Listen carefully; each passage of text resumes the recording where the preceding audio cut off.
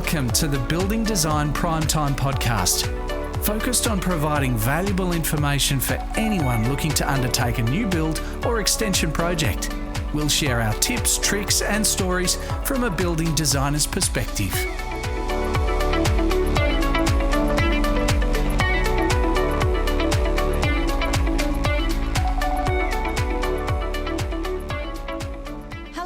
Welcome to the Building Design Primetime Podcast. I'm your host, Amelia, and once again, we're joined by Frank Geskus, building designer. Hey, Amelia. How are you? Good, how are you? I waited for you to come up with something crazy again. I needed something cleverer and it just didn't happen anyway. That's all right. It's Friday. It is Friday. So what are we talking about this week, Amelia? We're going to be talking about stratas and subdivisions and what the difference is. Good question. Real good. And they do come up and lots of customers ask us. So we're going to go, look, we can talk about a few key differences between them, just advantages, disadvantages with each one, and depending on what you want to do. So this is for some people who are the little developer, mum and dad developers, or even your professional developers. They may wish to build a unit in the back behind their house. And we've talked about that before, trying to build another unit or a unit for themselves, but you want to separate it from the main house. We'll use this one as an example. Most of those are done stratas. And the reason is because they're a lot simpler and faster to do. And the challenges with strata, though, you've got to set up a body corporate a lot of the times. And you can make them to your advantage as you're the owner and you're selling one part off, so you have better control over those. But that's under the Strata Act. Now, here's a bit of a disclaimer. What we're going to talk about, it's based in Tasmania. So it may be different for other states. Strata Acts and subdivision requirements under the Lands and Titles Office could be different in your state. So you need to check some of this stuff. But generally, you want to be a little developer. I've done it myself. Have an existing dwelling, put another unit behind, getting better value out of the property. You strata it to then you can sell it individually. So does that mean that, given that you said you have to set up a body corporate, that there is common area? Is that really what that means? That like a shared area? Yeah. Well, not necessarily. It's a bunch of rules that you've got to work by, work in harmony with each person. And you can imagine, you see big unit developments and there might be 50 different people. You see them in high rises. We're not going to go there. But the body corporate is a set of rules, and they set up rules for setting up funds to call a sinking fund for maintenance of the common areas. They do reports, compliance, all those types of things. But on your average ones, like you're just doing one house or two houses on an existing site, they can be relatively simple, and the most common areas usually your driveway, fences, a bit of landscaping, the letterbox. So the sinking fund is what you have to invest in every month or whatever. It's not a big deal. Okay, not a huge amount of money. There, my phone goes off. Someone wants me. Good to be needed. Even on a Friday afternoon. I know. Yeah, so it's quite a common thing to do. Council's heavily involved, your lawyers are heavily involved, titles office heavily involved. It is by far the fastest way of separating a property off from another property. Is it more cost effective as well? In some cases, it definitely is. Yeah, there's no doubt about that. Is that because of the timeframes? Timeframes? Well, that's one thing, but it's also sharing of services. So if you have a subdivision, each title has its own water, sewer, stormwater, power, NBN connection. And it makes sense that would be an additional cost in order to do that. But in a strata, you could potentially share them. So you could have, I'll just use an example, you might have 5 dwellings on one title and they're all being stratas. But a normal stormwater connection should be in the capacity range to carry all the stormwater. Same with the sewage. Water lines have to be upgraded, generally, to meet the requirements for multiple houses. Obviously power, you've got to put in a mains board and then it all gets distributed to the different houses as subboards, and they have their own check meters, and then same with NBN separated on site.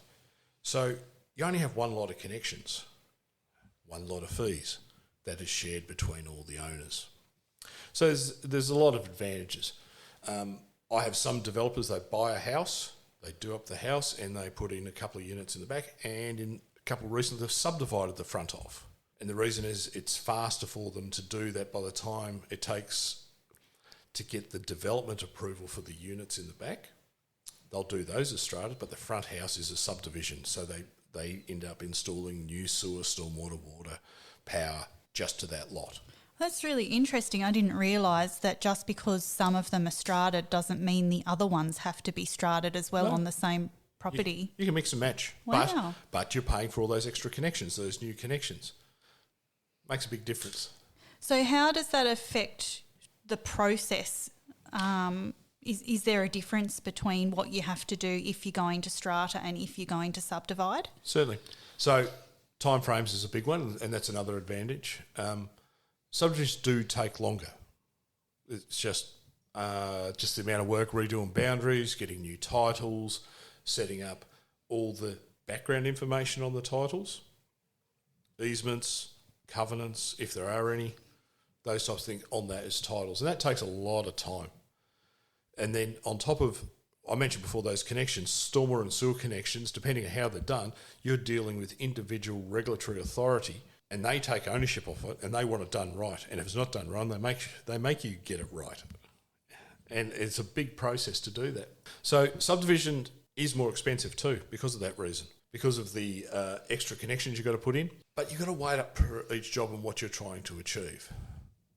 So if you do the subdivision and you've got a big chunk of land behind it and all complies with the rules, you're dealing with the planning schemes of each council, you still need to meet that, but then you've got a vacant piece of land behind. And that has other advantages rather than dealing with an original house. But that's up to each developer that they want to do that. Mm-hmm. So does it make much difference if there's a house already on there as opposed to just a block? Oh, certainly, but that comes down to your strategy of what you want to do and how fast you want to do it, the type of development you want to do. Because sometimes you see guys just slap a whole bunch of new units behind an old weatherboard house. But the old weatherboard house, because it's part of the strata, kind of drags down the vibe for the whole development. Sure. When you actually subdivide, well, it's got nothing to do with it. This is, it's how it's perceived. It makes it more separate, I guess, too, if it was subdivision. Yep. Okay, let's talk about sizes. Size matters when it comes to land. Yeah, so because we get a lot of inquiries Yeah. about subdivision and adding a unit on the back. I'm sure... You mean strata? Yes. Multi-res, putting a unit in the back. Yeah, we get heaps. Yes. We do get a lot. So I'm guessing there are minimum requirements for size on that. So under our planning scheme, they've set a minimum amount of square meterage per dwelling. Now, a couple of other councils have messed with that, but on average around Tasmania, it's 325 square metres minimum per dwelling. Now, that is the acceptable solution. You can go less than that, but then you've got to go performance-based solution, and it could take you a lot longer to get through for planning approval. So most of the time, we just go for the 325. And you still would have to comply with the other regulations, such as distance from the boundaries, etc. Setbacks. Yeah. Setbacks, you've got to meet all the parking, because it becomes what they call a multiple residential or group home, depending where you're from, how they define it within the schemes. So then you meet all the separations between buildings. There's also building code distances, or you've got the co-joined, which isn't popular here in Tassie, where you've got two butted up against each other with a firewall through the middle. It's definitely more popular. Duplex, they call it on the mainland. Yeah, I grew up in one of those. Did you really? I did, yeah. Oh, there you go. There you go. They're not very common. No. Here. But still, there's nothing wrong with them, don't get me wrong. And good use of space. You've also got to allow for parking. And a lot of the municipalities, it's one per bedroom. You could get 3 bedrooms on there, but you still only have to do 2 parking spots. So it's basically they want you to have 2 parking spots per house. Mm-hmm. And 1 visitor spot. So if you've got 2 units, 4 parking spots for the units, and you've got 1 visitor parking spot. That's the rules generally through all the councils in Tassie. Everywhere in Australia, I would suggest to be different. So I guess they would bring in additional regulations to be able to accommodate that, as well as turning circles and... Dead right. You've got to prove you've got to turn it on site, be able to leave the site in a forward direction. So potentially the 325 minimum size may not accommodate enough for the parking. Would that be right? It can be due to the shape of the block. And then all this affects your strata as well, because when you set your strata up, you've got to define all the parking spots that's outside the building line and where it's allocated to. And then also allocated where the common garden is. So if you've got extra garden, it's part of the common area, like the driveways, and someone's got to maintain it, look after it. So is that shared or is that... Well, it depends how it's set up in the body corporate. Okay. Same with exterior lighting. Sometimes it's not connected to each unit. You know, it depends how they set it up. It's a lot neater when you've just got two units. It's equally shared, done. So there's quite a few variables within the schemes for that as well. But like we just finished one this week. It was 32 houses, all strata. Wow, that's a big development. Yeah, we just did another one last year. It was 51. And that was on a steep site too, so really challenging. But it ends up being like a subdivision in how it's built. It's almost like its own little community when you start getting that many. Oh, yeah, definitely. Yeah, and the councils rightly want it to be more like a community, plenty of green space, plenty of parking, access to public spaces, access to roads by footpaths and things like that. You want to make it a community. You don't want to make it a hovel. That's very true. And I've noticed, I think Tassie possibly is catching up on that because of population density. Definitely, yes. Because I lived on the mainland for a number of years, and I noticed that when they did new developments, new subdivisions, etc., they tried to create their own like inner communities. Yes. Yep. Because the block sizes were getting smaller. Yes. So they would have more parks, you know, common spaces for families because they just didn't have the sizes of their backyards. Correct. Yes, so you use the common spaces, and that can work well. And I totally get that. Another thing with your little developers doing there, and you want to strata something, when you're doing the development, you can't get the strata done during the process. So virtually it's like it's the last 90% complete. You get the surveyors in, do their thing, because they have to pick up all the fences, all the parking, positions of everything, set up the titles, the strata titles, and then it's got to go through a whole process through council approval, complies with the planning permit, complies with the requirements of the titles office. Someone has to write up a body corporate agreement. So that can delay the strata title coming through, but it's still faster than a subdivision title. There's not as many hurdles. So can you not start building until you have that paperwork? Oh, no. I'm saying you've got to have it built virtually before you can go for the strata. So you've got to build the building and all the fences, all the parking, all the landscaping. So the strata's done at the end? Right at the end. Really? Yes. Wow, I didn't know that. Yeah. Well, what if it doesn't get approved? What happens? If it's in accordance to the plans that's been approved by the council, then it should be fine. Should be fine. Okay. But I've got to admit, I've had to come in and where the builder, the developer or the owner thought, I've got a better idea. I'll put the parking over here. I'll move the sheds, the little garden sheds, and I'll move this and do that. And it doesn't match the plans. They don't even put the landscaping in the same. Oh, no. So then what we have to do is reapply again. And that's more money and more time. Time. Yeah. Massive. The funniest ones is where they move the garden sheds and they put it over an easement. You're not allowed to do that. Oh, yeah, dear. Well, that's a whole other thing. Yeah. But stick to the plan. Don't they say? Stick to the plan. Yes, got to stick to the plan. So sometimes people don't realise that. They think it's flexible. It's not. So let's have a chat about subdivision now, because that's a little bit different kettle of fish. It is, and as I said, it's a lot more work, getting all new connections. That's a lot of work, and it's expensive. Getting new stormwater, sewer connections, water connections. You've got to put in new crossovers. That's one thing I didn't mention before. So you've got to put a new driveway, you've got to put a new crossover that meets the local government standards.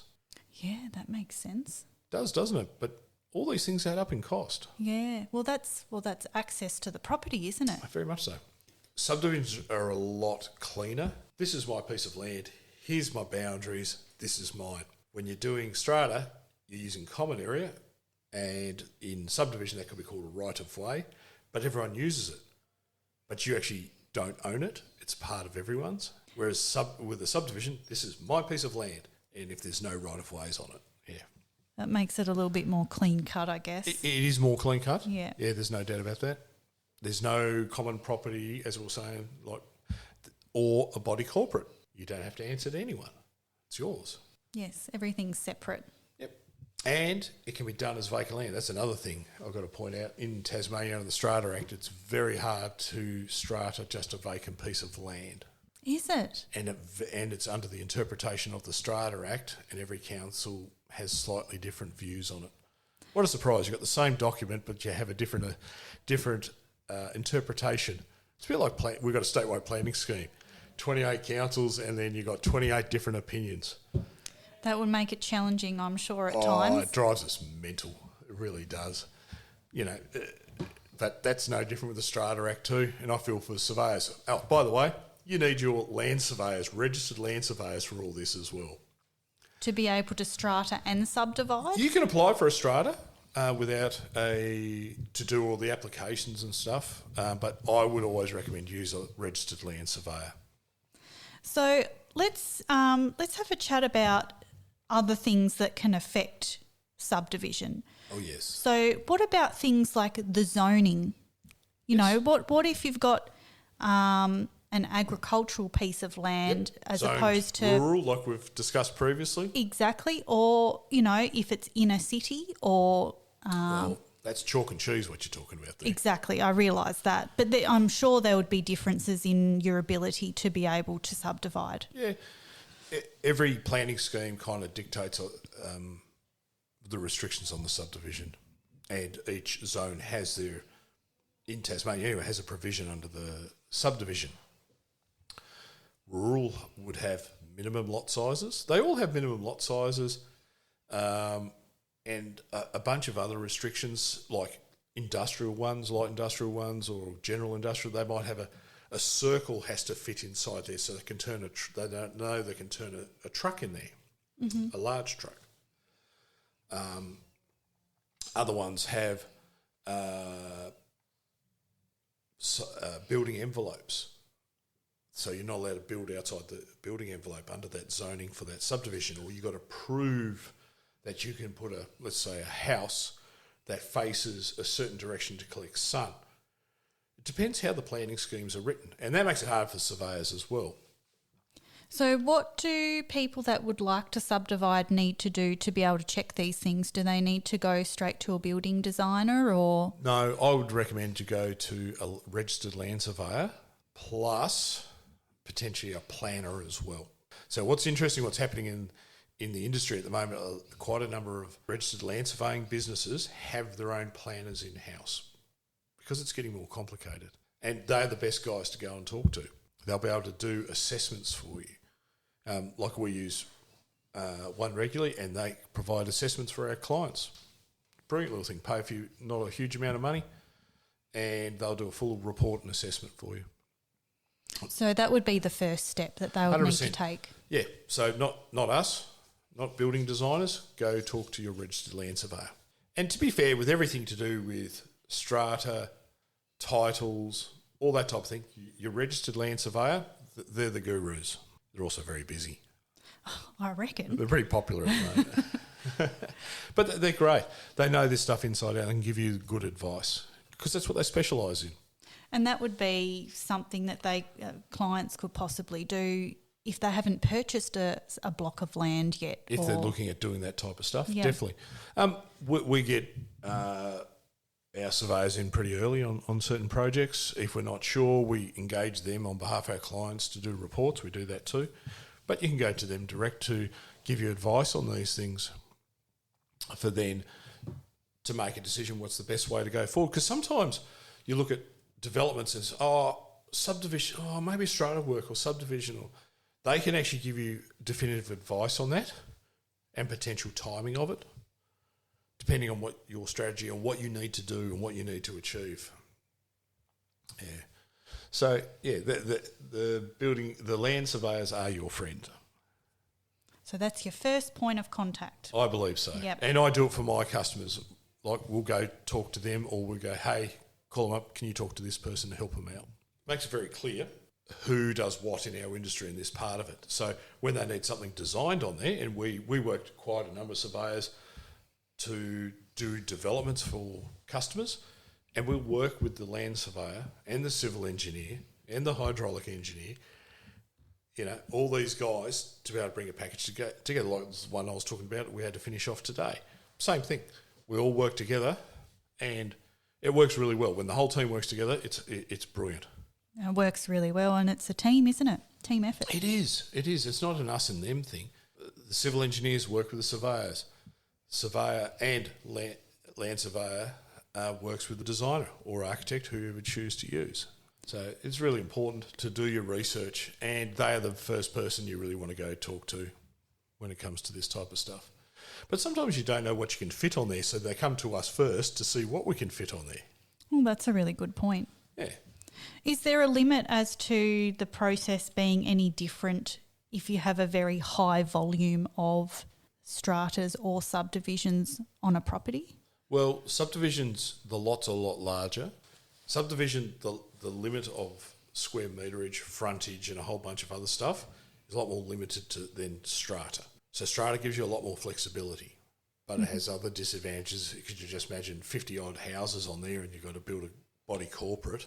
It would make it fairly complex, I imagine. You know what even gets more complex? This is the one a lot of people don't realise. Once you've got big developments, where all the wheelie bins fit on the road. Oh, that's a really good point. That's a lot of wheelie bins. That is a lot of Garbo wheelie Day. bins. Yeah, it's a lot of letterboxes even. Yeah, it's huge. Yeah. So think about it. So that's an interesting one.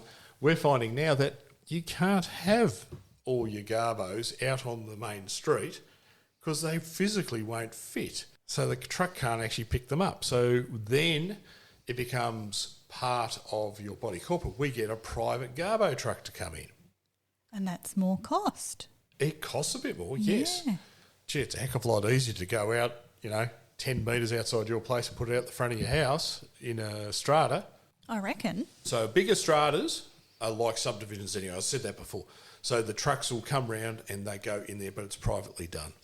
So that is a solution. And it's not a bad solution. You don't have to walk a long way to drop your bin off or get one of those cool things to hitch your bin on the back of the car. Yeah, they're cool. They're cool, but how do you tie the lid down? Yeah, and I can imagine that could be Especially if you're at a party, you've got the horrible. recycling bin, a lot of stubbies in there. It's a bit yuck. It gets a bit embarrassing, especially going down the hill. tin cans clanging down the Yeah, driveway. I'd be worried about the glass. So that's the solution on a lot of the biggest stratas is getting private garbo collection. Oh, I never thought of that. No, you don't. But it gets really interesting. Then the roadway has to be designed to suit these big trucks. That's a good point because they've got to be able to get in there. Get in, get out, turn, and whatever you do, you don't want them reversing. Oh, why? Have you heard trucks with the reversing beepers? Oh, of course I've heard that. You hear miles away, don't you? It depends what time of the day they come. I know our garbage man comes at 6 o'clock in the morning. Yeah, so imagine that, 10 metres away from your house. Yeah, that wouldn't be very nice. It's great. So you design it so they don't have to reverse. That's a really good So point. they only go one way. There you go. All those little things that you probably would never think of. Well, it's convenience where you put your bins. And it's functionality. People don't often think of all of those little It's got to details. be function, nice to use. But even, it's funny about units. Where do you place the bins sometimes? It doesn't that sounds like a really dumb thing to say. But if you don't allow for a good place to put your bins, like if you've got a normal subdivision, you've got plenty of room and stuff, with unit developments a lot tighter, we have to show the council where they sit. And you've got to use a bit of common sense with that. Really? So we have to put them on our plans? Yeah. Wow. Including a lockable shed, where the clotheslines are, where all the footpaths are, where all the gates are, fences, retaining walls, and plants. In some cases, they make us put every species and count how many plants we're putting in there. They count how many plants? No, we have to tell them. Wow. And then they check it. Wow, that's interesting. Yeah, it's just so the developer doesn't skimp. Because when you do stratas and multi-res, the expectation, it is finished, done, dusted, and looks amazing. So it really does have to be a finished project. Very much so. You know, none of this, just half to drive. baked, just chucking a few shrubberies in and Yeah. a few pitostrums, a few lavenders and stuff. No, it's got to look really sharp. And even all the driveways, everything has to work. The driveways have to work well. Where the strictness on subdivision, you have your piece of land, or you have to do it for yourself, but you don't have to finish your landscaping. You don't have to finish all the nice bits around the outside of the house. Well, how many custom homes have we designed and, landscaping might not be finished for a year or two later? Or 3. Or 3 even. Or 4. Yeah. Because the circumstances have run out of money or whatever it may Exactly. be. And you can't judge people for that. It's just how circumstance. But when you do a unit, it has to be finished, done, beautiful. So that has to be, put in the provisions for your very costs much. and everything Yes, for exactly, when anyone you do your looking to do budgets, this. Yeah. And it's a good way of doing it because it's finished. That's the beauty of it. It's finished. And I guess it's important for those people that are looking to do anything like this that they make sure that they have contracted builders But to be sometimes able the to builders finish all only of do them. the house and the driveway, not the rest of the landscaping. Yeah, I guess they've got to check what their inclusions are. Oh, it goes back to that discussion we had It does. previously. What's included? What's included, exactly. And most good builders that do specialise in that, they know exactly what they have to do and they do it really well. They've got the fencing guys, they've got the shed guys, the clothesline guys, they even put the blinds in for you. Ready to move in. Ready to move in. Done. Or you move in or you're getting someone you're renting it to. Either or. So, just to wrap up, what are the take-home points for anyone looking to undertake a strata or a subdivision project? Do your research. Okay, that word comes up a lot with every our comes up, takeaways, isn't it? Every week, I It think does, it doesn't comes it? up. Do your research. But talk to your registered land surveyor. They are the guys that can give you really good advice on this. And when you're looking at the building, that's when you come and talk to us. Or do the building and then talk to the land surveyor. That's fine. Either way, talk to the people in the know. We're one of them, so lots of land surveyors, lots of architects, lots of people are in the know. And you got to pay for some of this advice. And it's only right because it's there. They've learnt this over many, many years. And they'll give you the right advice. We might wrap it up there, guys. Thanks for listening, everyone. Until next time, you're listening to the Building Design Primetime Podcast. See you, everyone.